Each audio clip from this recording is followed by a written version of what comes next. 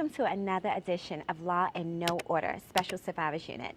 I'm your host, Holly Sabrine, and we sit down and have some amazing conversations with people about the choices they made with the chances they were given, but ultimately how they are changing their story by writing a new chapter. Business is like a puzzle, and if you put the pieces together the right way with the right people, it's always going to be a great picture. You work so hard to get somewhere, and then it doesn't feel like it needs to feel anymore. Wow. That's why you got to do what you love, because it's not about the money.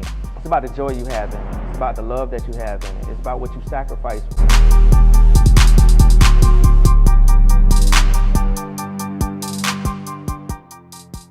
And today I am honored to sit down with the amazing Shawn Green, and he is going to tell us all about himself, all about the choices he has made, a little bit about his backstory. So let's get into it. Who is Shawn Green? Wow.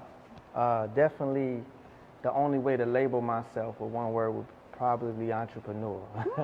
I have a few businesses that I work, but I've always been connected to people in business. Okay. I've always had great strategy to help people in marketing and also building businesses from nothing.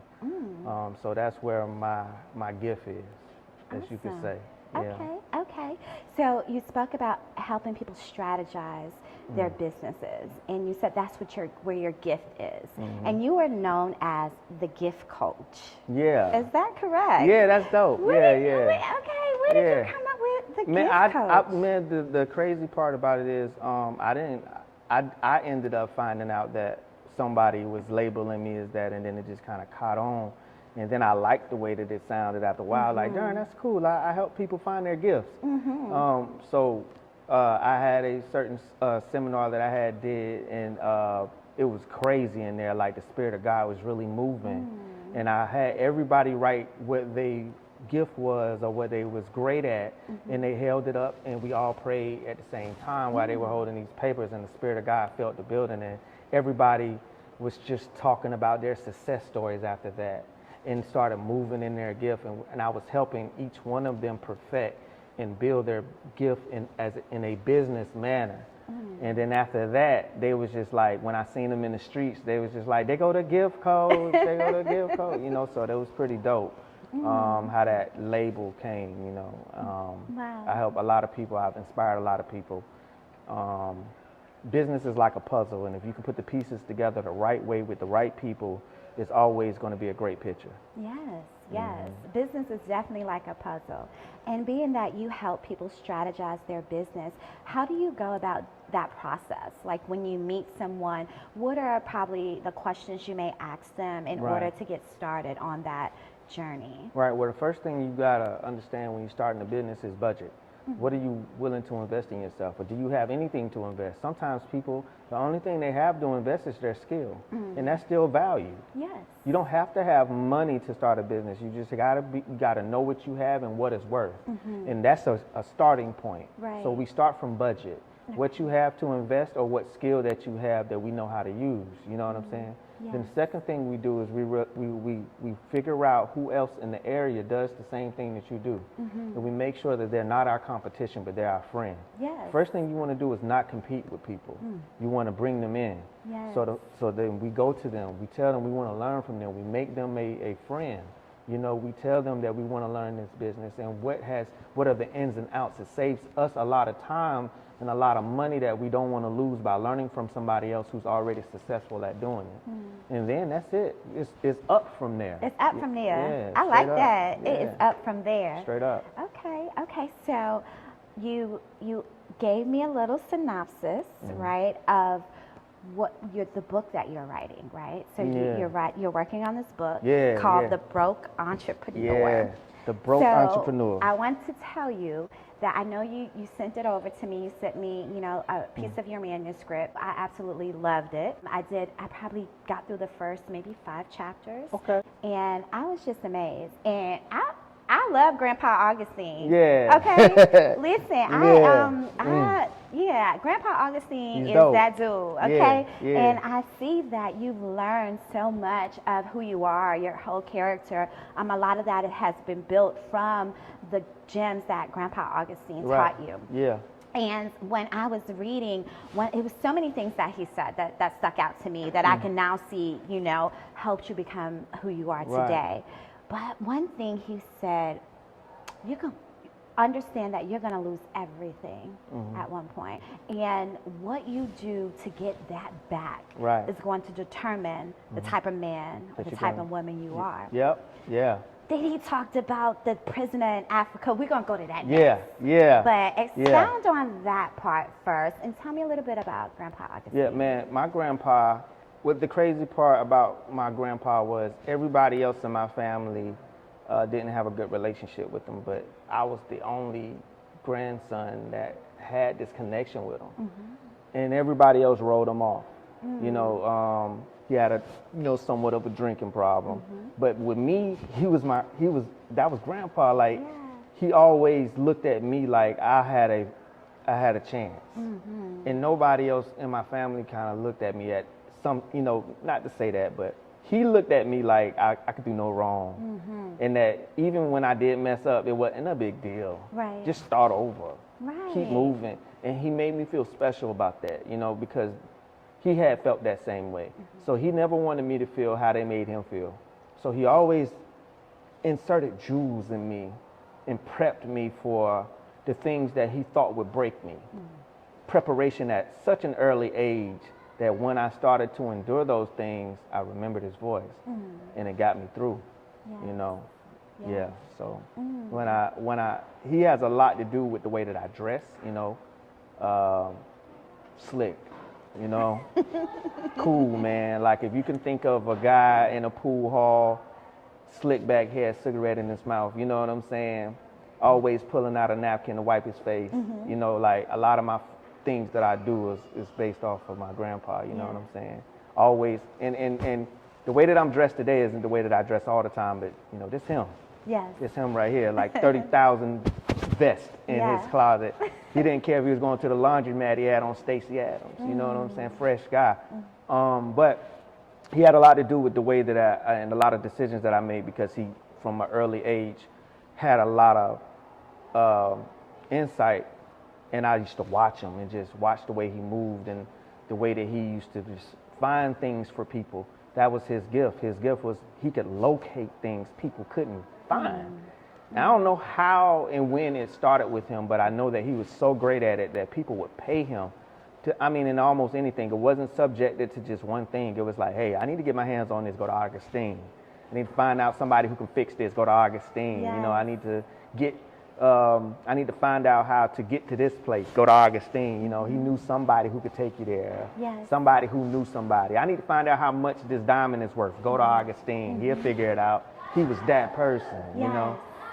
So it was always a blessing when I talk about him, especially in the book. A lot of people going to see the visual of who he really is. I Yes. bring him alive a lot in the book, You definitely did that. You definitely. I told you, first thing, I love Grandpa Augustine, and I never met him. Right. Just reading about him, and you're right, you did bring him to life in the book. And you're here, just like Grandpa. You got your napkin. Yeah. You've been patting your head, your Yeah. forehead, and everything. So he is definitely. Is he still alive? No, Okay, no, so he yeah. is definitely Yeah, he living passed. through you. Yeah.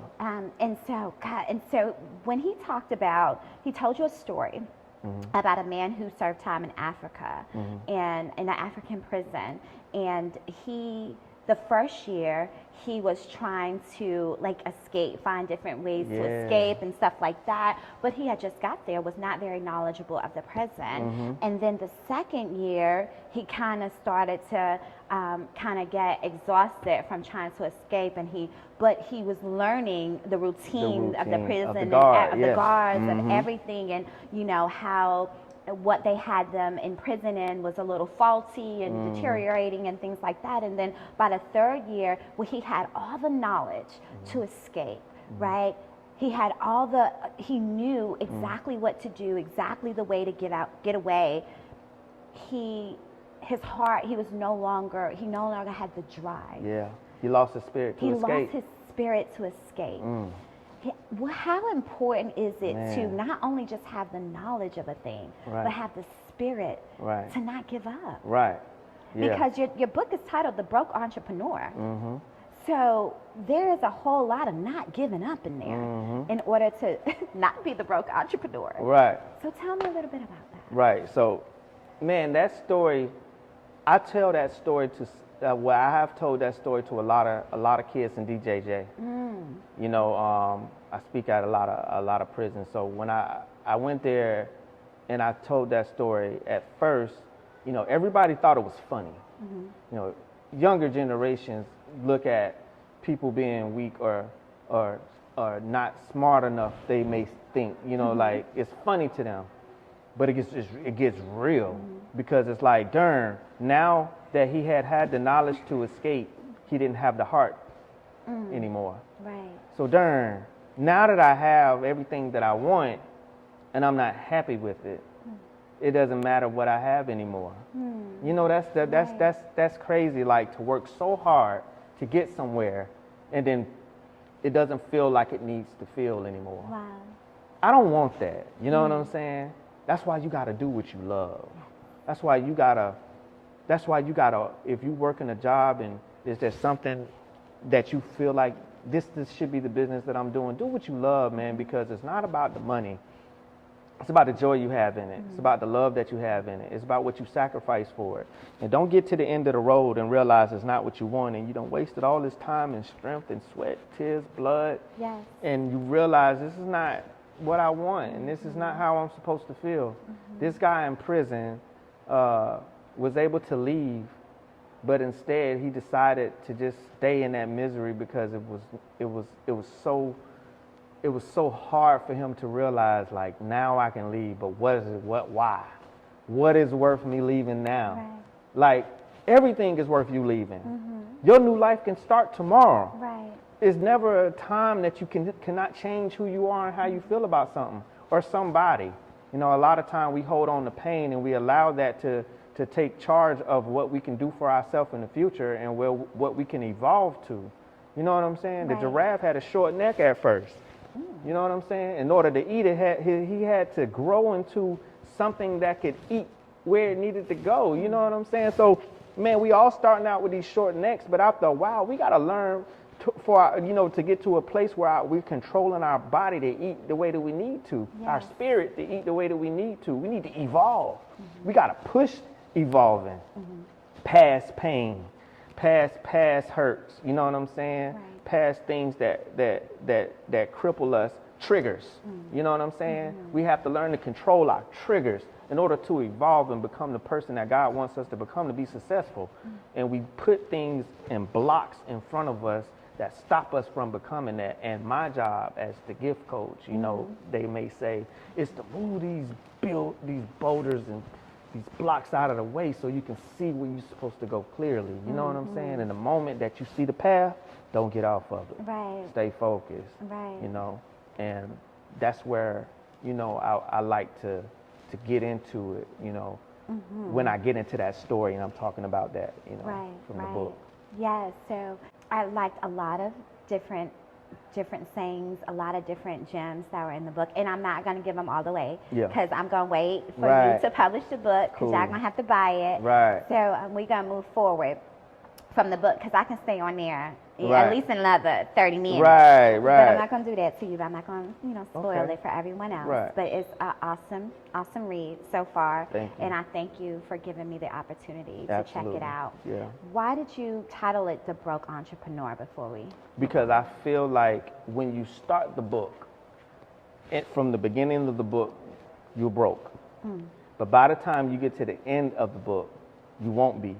So you start out reading the book as the broke entrepreneur. Got it. But by the time you finish my book, you're not the broke entrepreneur. It's up. Yeah, it's over with. It's over with. But reading the front of the page of the book is your starting point. Okay. So right now you are the broke entrepreneur. But by the time you get to the finish, the last page of that book is not going to say the same thing it said on the front. Awesome. You know, so it's going to be a dope transition in the back of the book that happens, and it's like a certain ceremony that I want you to take, that take place in your bathroom. In the back of this book, it's like, today is a new day.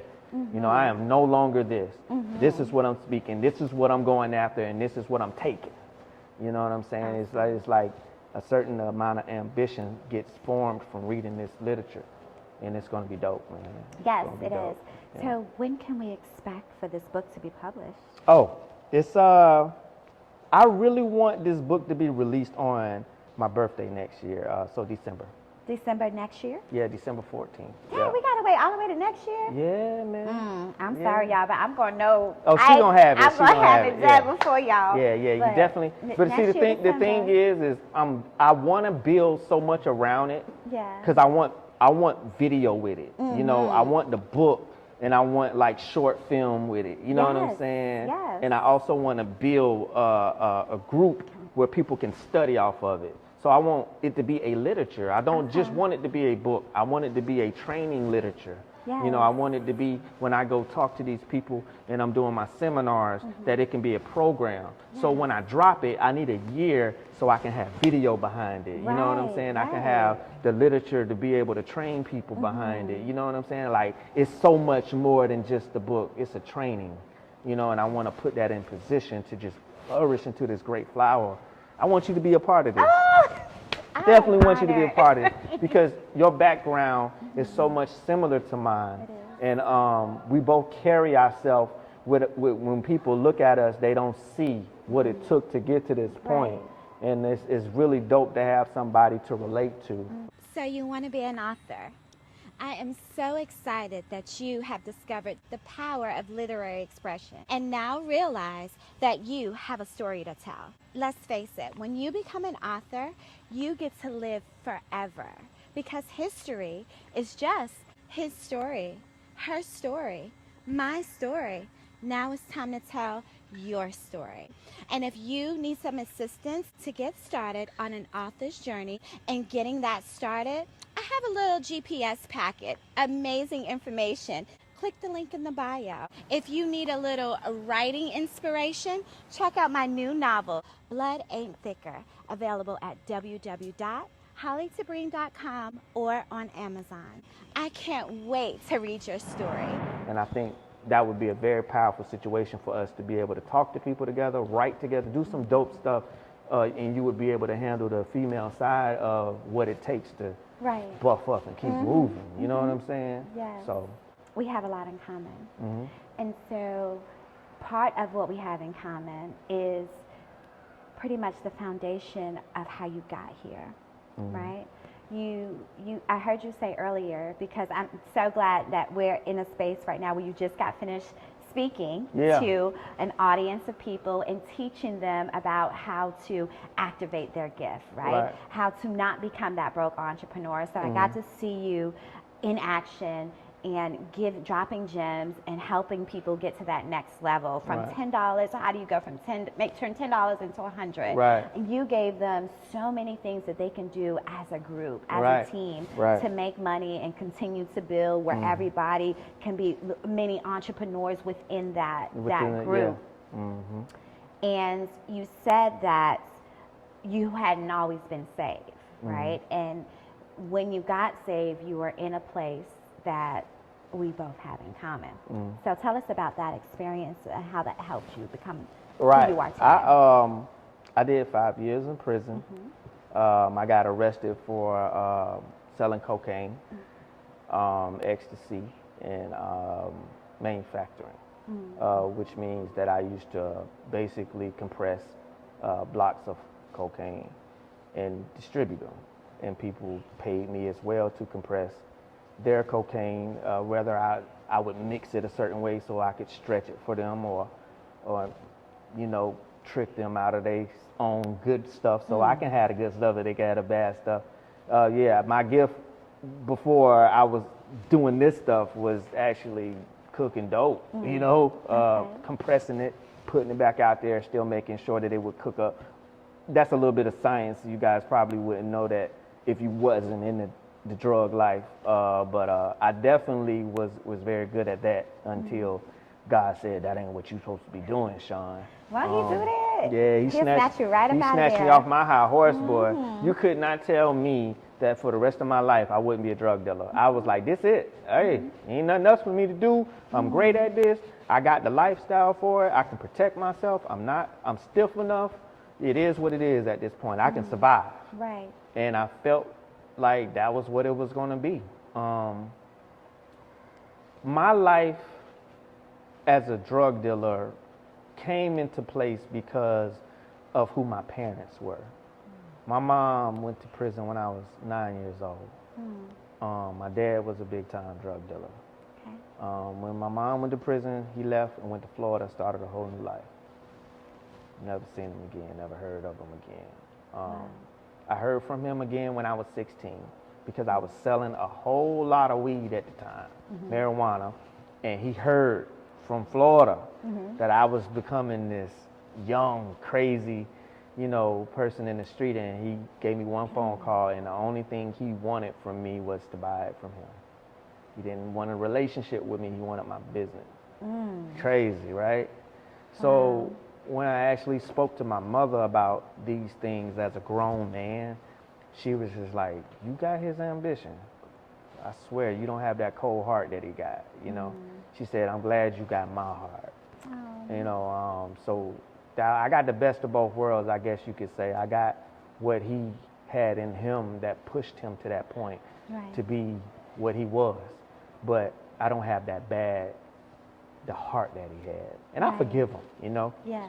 Sometimes life makes you into the person that you are, and people just got to accept that. Right.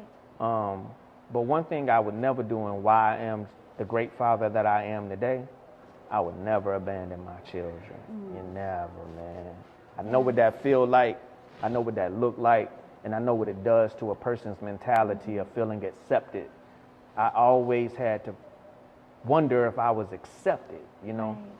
Even in my family, being light-skinned, looking different than my cousins. All my cousins were brown-skinned, regular African-American looks.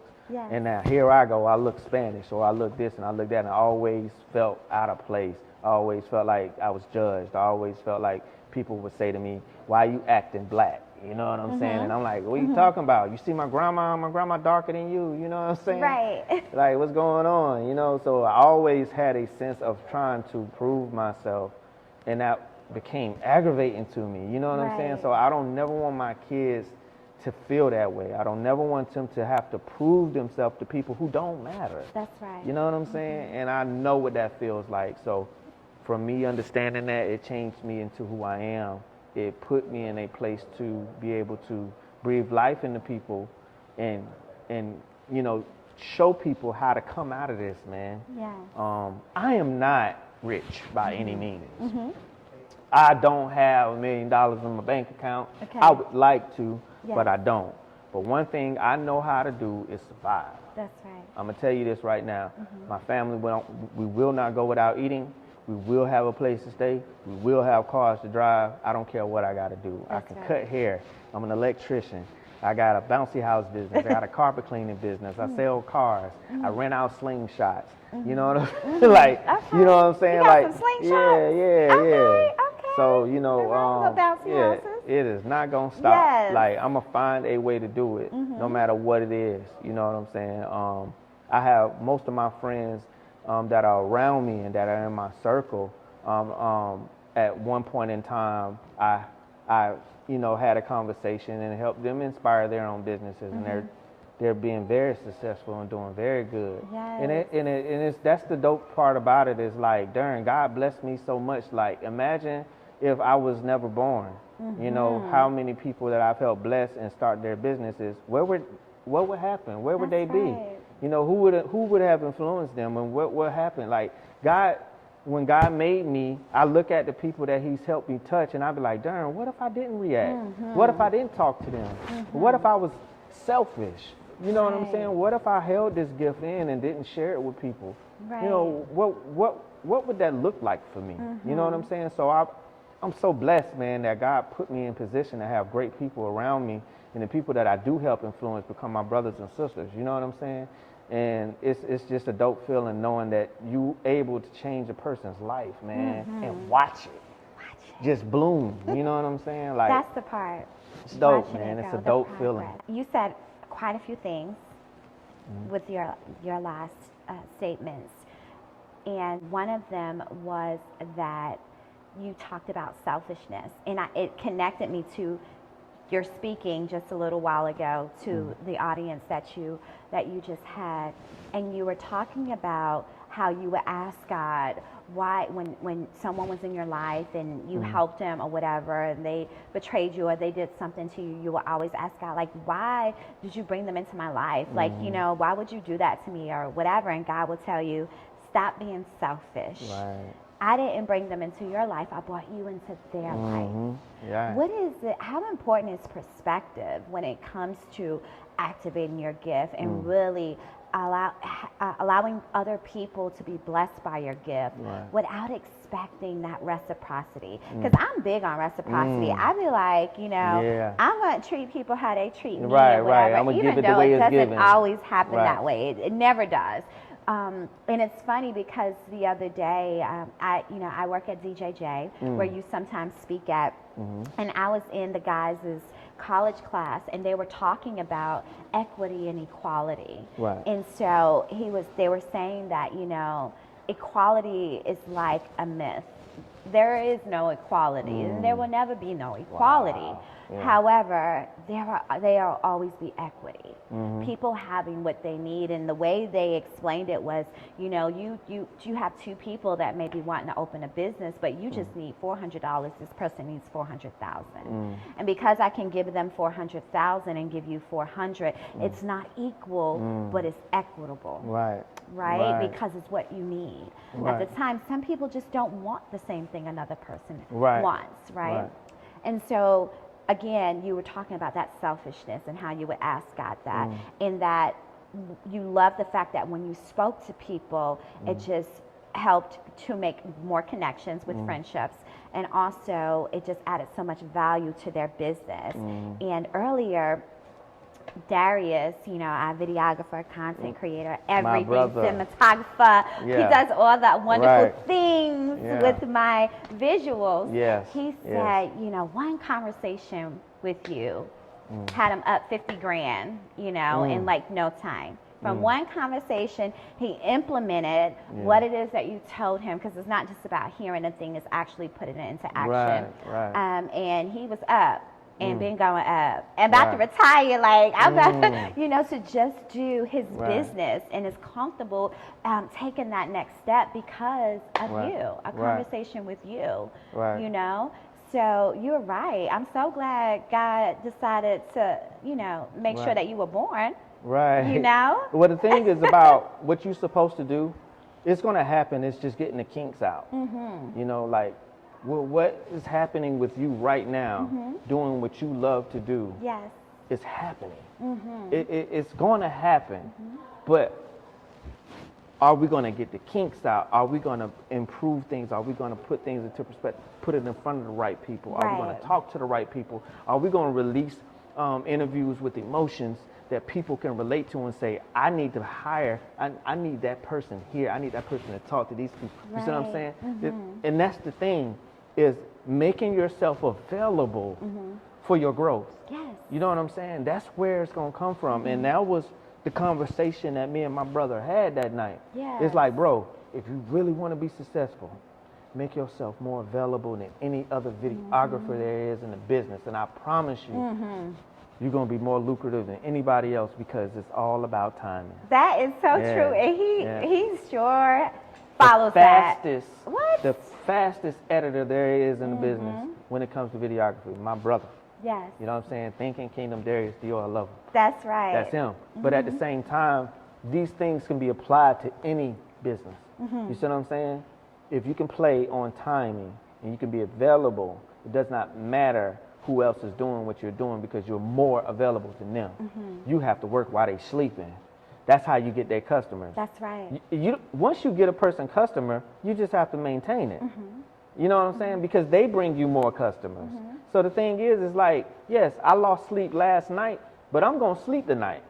Even though I lost sleep last night, I'm gonna sleep tonight because I gained 2 customers last night. I can sleep tonight knowing that last night I sacrificed that sleep to gain 2 more customers. Right. You see what I'm saying? Or 2 more clients, Right. more so to be. So it's like learning when to rest and learning when to put more time in as well, you know, to make yourself not be burned out and stressed, you know what I'm saying? Right. But make yourself more available and sacrifice that time to be more available, because that's going to be the difference between you and the person who's not answering the phone at the time. You know what I'm saying? Yes. So I see some great things happening, you know, in your life, man. Yeah, I love your personality, your Thank grind. You're an entrepreneur like me, you know, like you well-rounded and you got direction.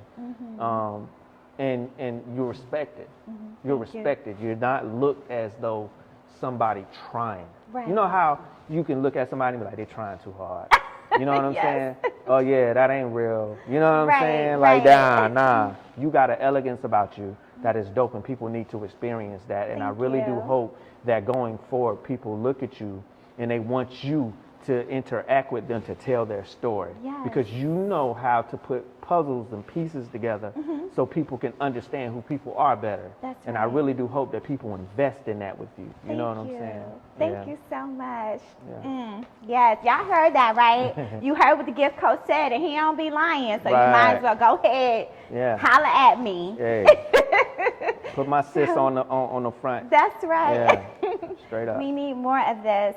You talk a lot about pieces and puzzles, and that just sparked something in me, because it's so funny. I was having a conversation with an associate of mine, and I was just telling her that sometimes people look at you and they judge you and they think that you have no problems because you don't wear your emotions on your sleeve. Right. You know, and I have had several, you know, situations where people were assumed, you know, my life was one way because I choose joy, right? I choose not to walk around sad or not to feel depressed and not to, you know, I choose to smile, right? I choose joy, but sometimes I be in that midnight hour, I'm crying my eyes out. You know, I woke up that morning like, God, like, well, why is this feeling so overwhelming? Can you please just give me one more piece of the puzzle? Yeah, move this cup. Let me drink, man.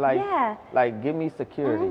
Give me security, please. Yeah. Give me one more piece to this puzzle, because I recognize our life is like a puzzle, you know, and we all want to see the front of the box. Right. We all want to get to the front of the box, right? To the good part. Right. And the best part of it is trying to figure out where the piece goes. Right, like trying to figure it out. And I saw something one day, and it said, this guy said he looked at the front of the Legos, right? He was like, I looked at the box. I was buying my son this Lego toy, and on the front of the box, it was just big and beautiful and dope. But when we got home, we dumped all these pieces out, and it's like, in order for it to look like that, I gotta put it together. Right. Like, dang, man, we can't just play with it. No, we gotta put it together.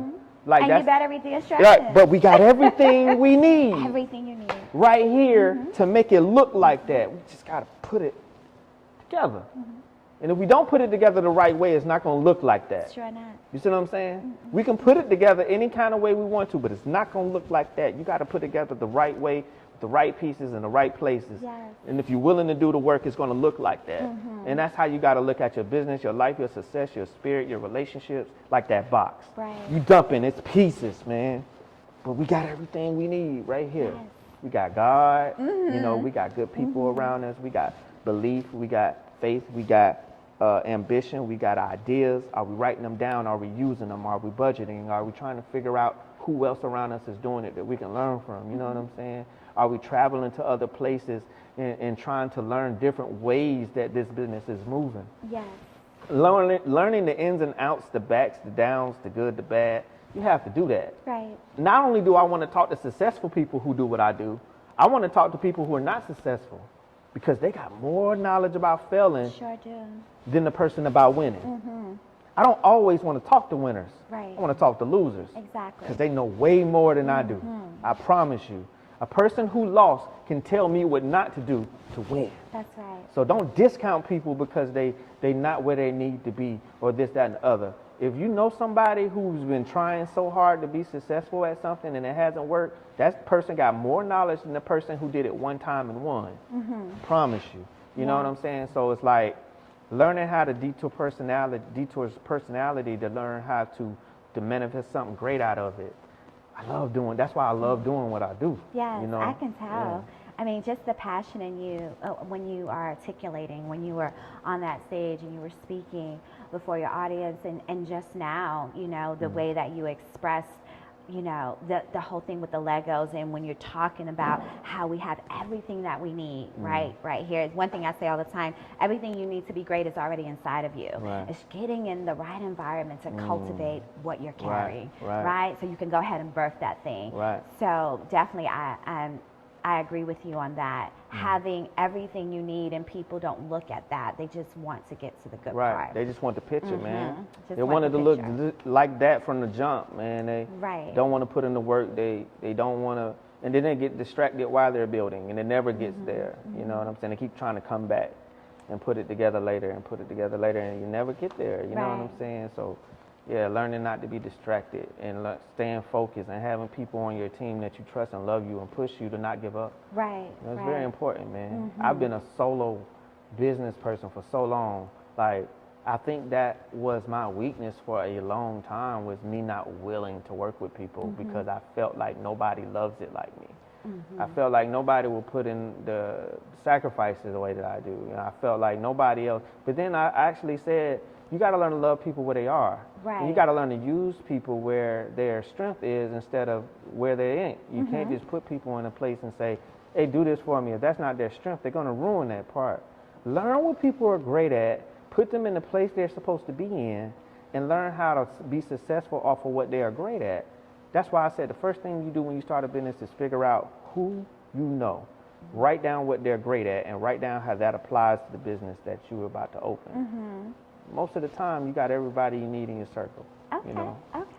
awesome. I know you're enjoying the episode, but I had to tell you about my brand new novel, Blood Ain't Thicker. A magnetic and masterful read. Compelling and captivating. Blood Ain't Thicker by Holly Tabrin. It's available on Amazon and at www.hollytabrin.com. Back to the episode. So there was a video that I saw of you, and it went viral. And it really touched my heart because, as I told you, I work for DJ. I am a credible messenger with Path to Redemption for DJJ, and I mentor young men and women that are in the juvenile justice system. And so the video that I saw, there was a young man who was trying to rob your house, and he thought no one was home. And you came out of the house protecting yourself. There's this standoff. Guns are raised in both of your faces. You got a gun, a way bigger gun in his face than he has in yours. But you said to him, man, it doesn't have to be like this. You said, you told him to put his gun down. You told him to come inside, sit on the couch, and let's have a conversation. You told him that he did not want to either lose his life or spend life in prison. Either way, you're losing your life. And as I was watching the video being played on different platforms and things, everybody had different opinions about it. One that disturbed me. Man. people are always gonna find a bad thing in a situation. And one thing they were like, you know, one guy was like, you know, that's a good thing he did or whatever, but he shouldn't have turned his back. What's up, bro? Oh, chill, man. You alright? I ain't alright. It ain't gotta be like this, man. Don't gotta be like this. We can talk. I just wanna go on by my way. Hey, just chill for a minute. Just let me talk to you, alright? I'm gonna put mine down, you put yours down. Let's talk. I just wanna go on by my way, though. Hey, everything gonna be alright, bro. All we gotta do is talk, alright? Hey, I done been there, dog. I done been on that side. All you gotta do is talk to me, dog. What's wrong, man? What's wrong? A lot of things going on. Alright, you gotta put that down, though, so we can talk. And let's talk about what you got going on. I promise you. Bro, I ain't gonna call the police or nothing. But you gotta talk to me, alright? You can't do it like this. Let's just talk, bro. You wanna make some money? Let's talk about making some money, alright? Alright? This ain't the life you want to live, bro. Come talk to me. I'm putting mine down now. Come on in. Come talk to me, man. This is my brother, man. All right, my little brother. Let's talk about your little brother in the house, dog. Let's get from out here. All right. You know, when the boy was, you know, when you told the boy to come in, after he's lowered his gun, after he broke down already, Right. and you saw that vulnerability. Yeah, yeah. And sometimes, like you said, when people don't really know your story and where you come from, when you've been around killers all your life, you Right. can look into the eyes of a killer. And you can tell. And you can tell if they're a killer or if they are desperate. Right. And from what I observed in the video, even though it was a little, you know, fuzzy because it was from your home cam, right? When that boy broke down, his whole body slumped or whatever, he was in a very humble, submissive posture. He was tired. Yeah. And you turned your back and you walked in and he followed you into your home. Yeah. So, like, help people understand, you know, while they had their you know, commentary and their, you know, they were so critical about that move. Yeah. How you know Yeah. when you're faced with a killer, Right, and see, versus a vulnerable young boy. See, let me tell you something. A lot of people look and they don't know they don't research my background, my prison, my gang life. You see what I'm saying? Like, I was out there. You know what I'm saying? It was a time in my life to where I was that person holding that gun, sweating 5 o'clock in the morning, trying to figure out if that person was still alive. You know what I'm saying? I've done so many things. I've been on both sides of the gun. You know what I'm saying? I've dropped homeboys off at the front of the hospital and had to leave them because I don't want to get arrested for bringing my friend who just got shot, you know? Right. And any evidence getting out because of that. You know, I've seen so much happen, man. And so with that lifestyle and me selling drugs and being on guard and people trying to rob me and me having to be stiff enough for that lifestyle, when I was facing that situation, all the way up to that was nothing. Right. You know, so understand that when you live that lifestyle, you quickly evaluate situations. Your mentality is different. I'm sure you know this from being in that, you know, in a prison lifestyle as well, you know. Yes, this girl went to prison. She cute, but she been to prison, y'all. Straight up. She know how to put cans in socks. I would not mess with her. Listen. Straight up. All right. I love the Lord now, okay? I am righteous. Yeah. No more ratchetness. So she was cellmate Unless, 1835, you know. 46. All right, I'm messing with you. Yeah, right. I ain't a killer, but don't push me. Right. All right, I'm sorry. I had to mess with you. But nah, seriously, and I'm going to get on point with this one. When I first ran out, I was prepared to really hurt him. The moment I looked in his eyes, I saw a young child, bloodshot red eyes, yo, terrified, begging me to leave. And a lot of people didn't pay attention to that part of the video. He was begging me. I could have just said, all right, just go. But it was my heart that wanted the conversation. I could have just said, you caught, bro, go. He wanted to leave. Yeah. I begged him, no, we got to talk. No, let's go in the house. Come on, man. It ain't got to be like this. Right. What's wrong? I've been there, you know, Right. and I'm saying key words to trigger. I know how to do this. I'm triggering. I've been there. What's wrong? No, it's going to be okay. Right. You know what I'm saying? And that's how you got to talk to somebody in a desperation, is learning the trigger words to get them to calm down. Yeah. And once we got to that point, I, of course, didn't care about turning my back on him because I knew from the moment that I came out that he was scared. Right. From that moment that I saw that he was afraid of me, I wasn't worried about being hurt at all. Right. I knew that there was something else that I needed to do at that point, and I was just trying to get there. Yes. You know, and the crazy part about it is once we, because everybody asks, what happened when y'all went in the house? What happened when you went in the house? We went into the house. Quickly, I gave him some money out of my pocket. Hey, man, just chill for a minute. I saw he had on some slides. Right. So I go to my room to go get him a fresh pair of Jordans. I just wanted to bless him. Yeah. You know what I'm saying? And he runs out the front door.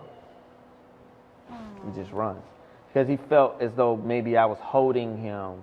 Maybe I called the police before I came out, you know? But he felt like I was holding him. Yeah. You gotta understand, this is streets. Right. You know, ain't nobody waiting for you to come out a back room. Right. You know, I just pulled a gun out on you. I'm in your house. Now you can do whatever you want to do to me. I'm not waiting for you. So I understood the mentality of it, but I really wish that I would have been able to reach him because I had so much expectation for, like, to change him. I had been prepared for this moment. Like, yo, here goes some shoes. Check this out. I got a carpet clean to do at 3 o'clock. You gonna wear this shirt, we gonna go grind, we gonna make something happen. Like this was the conversation that I wanted to have, but all I could do once I went to the back room to go get him a pair of kicks, he ran out my front door. Never seen him again. Wow. You know, I prayed that one day, because I'm pretty sure he's seen the video, it went crazy. Snoop Dogg, Teddy Riley, Royce the 5'9", The Source. You know, I'm talking about it's everywhere. You know what I'm saying? Like, that video went crazy, and a lot of people deemed it to be fake or untrue. Right. But tell me what you're going to do. Right. You know what I'm saying? A lot of people saying that they would have killed the young boy. Well, shame on you. Right. Shame on you for not realizing that a scared 15-year-old could have been dead because of you. Yeah. Shame on you. You know what I'm saying? It upset me because I was like, y'all talking about everybody is telling me they would have killed this child. They would have, and that's the problem. Yeah, that's why our children are dying so young. Yeah. And one thing I just had to stress, because again, when I saw the video, I said, you knew exactly what to do when you looked in his eyes. Right. I don't care what they rapping, what they repping, what they doing. Right. How they shooting in the air and spraying shot. I don't care how many guns they toting, how much stacks they showing. When you look in their eyes, you see it. You see it. Right. You see the pain. You see the sadness. I look in these boys' eyes almost every day that have committed horrendous crimes. You know what I mean? Right. Out of fear. Yeah. Out of desperation, and they're scared. Right. Yeah. And they're scared. You know. And so I'm so glad that you knew how to recognize what was in their heart by looking through their eyes. And people don't even take the time because of their fear. Right. But when you've been in the streets, you ain't, I mean, you have a sense of fear, but it's not the same. You're programmed different. Yeah. You're programmed differently. The way that you respond to violence is different. Because you're so used to being a part of it and being involved in it, that your response to it is different. It's just like, it's like a mechanic who fixes the same car every day. Right. After a while, the perfection gets so easy to deal with that it's not even thought of. It's second nature. So it's the same thing with living in a violent lifestyle. If you live it every single day, it's second nature at this point. You see what I'm saying? It's another lifestyle. You see what I'm saying? Right. You have no emotion attached to it. It's just a response. Right. It's what I have to do to survive in this situation. There's no longer an emotion attachment. Right. So a lot of people are basing their emotion off of how they would have reacted. But me, I lived a lifestyle to where I was programmed to react different at this point.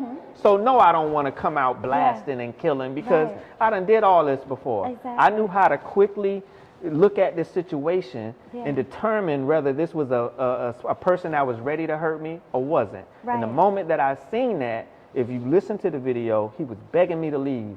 I wanted him to stay.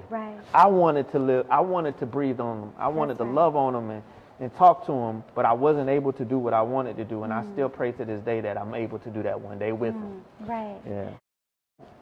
When you said that, how, you know, when you have experienced things over and over, you kind of know exactly what happened, you know, and what's going to happen, or you can kind of predict it, because some people are very unpredictable. Right. And I remember when I was incarcerated, a dear friend of mine died in my arms, right, on Thanksgiving Day in 2015. And so when she died in my arms, I was, she was an older lady with a life sentence with parole, but they were never going to let her have parole because she was mentally ill as well. And we developed a really close relationship because I looked like someone who was good to her, right? It was one of the counselors that she used to have that was one of the only ladies that was able to like get through to her. And we really did look like, I got so many twins in this world. It's amazing. And so when she died in my arms, I was distraught, and I went back to the dorm or whatever, and we know how it goes. When someone passes or something tragically happens to someone incarcerated, they'll lie, they'll tell you a bunch of lies because they got to contact the family, want to make sure nothing get out or whatever. Ambulance came and everything, but they came to my dorm and they said, Mary's going to be okay. She was taken to the ambulance. I was like, get out of my face. Right. Said she's dead. So I said her bowels released. Right. All of that while she was in my arms. I looked in her eyes. Y'all shouldn't have trying to tell me something else. She's dead. Yeah. And y'all trying to tell me something else. I don't need her to go to hospital and tell me she is. You don't think Right. I know what dead looks like? Goodness, man. And It's she's not the first person I held in my Right. arms dead. Mm-hmm. Right. I know what lifeless feel like. You know what I'm saying? Yeah. So like when you just said that, it's like, and people, they'll just think, oh, I would have did this, I would have did that. No, yeah, you probably would have because you don't know what this life is like. Right. You haven't don't know what this experienced is like. it. So But you're going when off your impulse. Right. Yeah. But when you experience, don't tell me how to be. Right. Yeah. Don't tell me how to be. Don't tell me how you will Don't- react. Right. Yeah. Right. And I'm grateful that he did come to me instead of somebody else who would have reacted on impulse and took his life. And all he was trying to do was feed his little brother. You know what I'm saying? He did say something about his little Yeah, brother, right? he said his mother was on drugs. She hadn't been home in 2 days. He was only 15 years old, and he's taking care of his 6-year-old brother. Trying to find something to do to get them some food. You know what I'm saying? And the crazy part is, that's who you would have murdered. That's who you would have murdered. And that little 6-year-old baby would have been in that house. Sitting, waiting for his big brother to get back home. You know what I'm saying? Only, it upsets me because I look at that and my heart hurts. I be like, this is who y'all would have murdered. All those views, all those comments, understand who you are killing. A 15-year-old boy trying to feed his little brother and his mom is on drugs, that's who you would have killed. Yeah. Like, let that sizzle in your spirit, as Country Wayne would say. Right, You know what I'm saying? right. Yeah. That hurts me to know that it could have possibly been anybody else's son looking to do something. Right. And he could have died because of the mentality of most of the men out here who deemed they were protecting their house, but you're destroying the community. Right. Protect your home by all costs, Yeah. but don't destroy your community. You know what I'm saying? When you can save it. Right. You can save it. I really do feel like something changed in that young man from the moment that I gave him a chance to live. Maybe it didn't take place immediately, but I have faith in God enough to know that he places me in certain situations Yes. for a reason. You know what I'm saying? And that was supposed to happen the way that it was supposed to happen. It was. And it was supposed to be shared the way that it was supposed to. Yes. I wasn't allowed to share it. A lot of people felt like it wasn't real because I never shared it. But the reason I couldn't share it is because I was a convicted felon. Right. And I'm on a gang and peace board, and I'm not allowed to share certain things Exactly. without being charged by the state, if so, So I had to follow the protocol. I couldn't respond. Right. I couldn't respond to nobody's messages. I couldn't do anything. You see what I'm saying? So it was crazy that I seen it blowing up in front of my face day for day. Yeah. Getting bigger and bigger. Stars, famous people wanting to talk to me. I can't even respond. Right. Like, I was like, oh, I want to tell them, I want to tell them. But you telling them now. Yeah, now. You're Like telling now them I'm now. able to. Right here. And that's why it's such a blessing, because I would rather share it with you, somebody that I would be able to, me and you adapt, and understand each other, background to background, spirit to spirit. Right. And it is taking the process of helping your growth. I'd rather it be here with you Oh, thank than be you. with anybody else who would have been a moment with. You know what I'm saying? Right. And I think that what me and you bring to the table is experience on how to react and build and move past certain things that me and you will be able to share to the community that's really valuable to them. You see what I'm saying? Yes, And I really do hope going forward, me and you be able to really knock down some strongholds and some real dope situations. You know what I'm saying? So Yes. I'm looking forward to that. Me know. too. I am. So, as you know, my podcast is called Law in No Order, Special Survivors Unit. And we got to wrap this thing up because I'll sit here and talk to you for Right, hours. me and you would okay? be out here. We Yeah. got to come back with a part 2 or something Yeah. because he got a lot Yeah. going on. Right. So, Law in No Order, Special Survivors Unit. I need to know, what is law for your life? Right. Law for my life is my my love for my family and my God. That's law. That's what I live by. That's what I die by. You know what I'm saying? My second law would be my choices, Choices. my decisions. Choices, decisions, same thing. So my love for my God and my family and my decisions. Amen. You know, I live off those two things right there. That's law. Yes. You know, that determines the rest of my life, and it determines who I connect with. My decisions, my love for my God, and my love for my family. So that's my law with no order. That's right. Yeah. Okay, second part, Special Survivors Unit. We know how we used to survive back in the day, Right. what mechanisms we use, but today, Right. the man you are today, what is your survival mechanism? Outside of God, we know He Yeah. is first in your life, your family. Right. You talked about that in law. So what other survival mechanisms are you using today?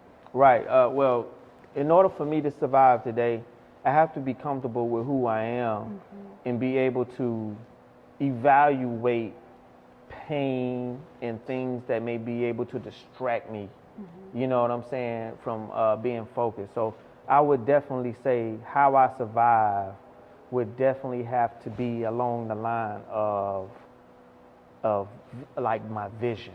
Right. You know what I'm saying? The way that I look at things, you know what I'm saying? The way that I can quickly determine value in something, you know, so my vision is what I survive off of. Yes. How I read the room immediately and see what it is that I need to do to become who I need to become when I enter it. Right. It's how I survive. That's my survival tactic. You know, whether I'm entering a prison dorm or I'm entering a church, That's right. I'm reading. I'm looking. I'm evaluating. I'm seeing who I have attention with. You know what I'm saying? And I'm reading the emotion on people. Like, this is how I find worth. You know, this is how I determine my success on how I can sell and make deals and Yes. determine. Yes. So how I see things and look at things is how I survive. Yeah. Amen. Okay. Well, thank you so much. You ended that perfectly. And I look forward to us sitting down again. Oh yeah, we sisters and brothers for life. That's now, right. man. Thank you. It's been a pleasure. All right, no problem.